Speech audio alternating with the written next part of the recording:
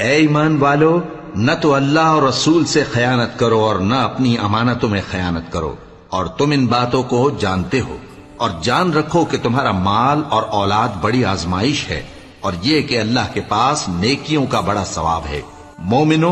اگر تم اللہ سے ڈرو گے تو وہ تمہارے لیے حق و باطل کا فرق ظاہر کر دے گا اور تمہارے گناہ مٹا دے گا اور تمہیں بخش دے گا، اور اللہ بڑے فضل والا ہے۔ اور اس وقت کو یاد کرو جب کافر لوگ تمہارے بارے میں چال چل رہے تھے کہ تم کو قید کر دیں یا جان سے مار دیں یا وطن سے نکال دیں، تو ادھر تو وہ چال چل رہے تھے اور ادھر اللہ تدبیر کر رہا تھا، اور اللہ بہترین تدبیر کرنے والا ہے۔